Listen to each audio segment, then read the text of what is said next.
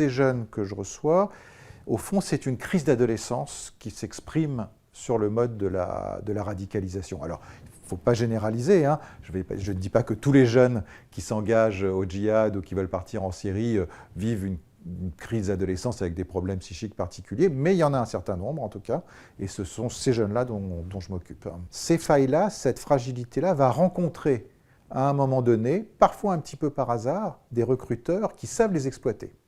Et ça, c'est valable pour toutes les sectes, finalement. C'est-à-dire qu'ils savent utiliser cette fragilité, cette interrogation, cette quête de sens des adolescents pour les alpaguer, d'une certaine façon, et leur faire miroiter le fait qu'ils ont des réponses à leur malaise, ils ont des réponses à leurs questions, et après, c'est un engrenage infernal qui se met en place. Pour les parents, l'enfant est devenu totalement étranger, c'est comme si c'était un autre, surtout s'il s'est converti dans une famille qui n'était pas musulmane au départ, par exemple. Donc il y a un sentiment d'étrangeté pour l'enfant, pour le jeune, ses parents, c'est pire que tout, ils sont responsables de tous ces maux, c'est à cause d'eux s'ils traversent un malaise existentiel aussi fort. Avec ses frères et sœurs, il y a des rivalités qui s'exacerbent, les places que chacun occupe dans la famille sont devenues extrêmement figées pour les uns et les autres. Donc on remet tout ça en circulation.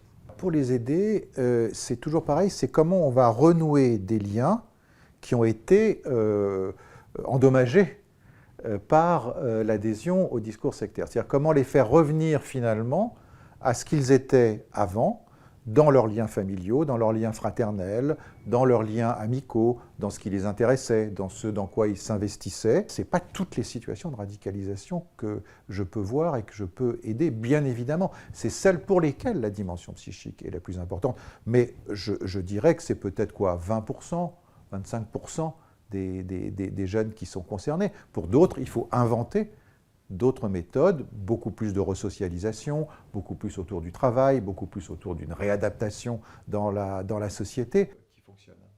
Et il y a combien de personnes à peu près comme ça dans son groupe, ouais. Il y a une petite dizaine de personnes. Hein,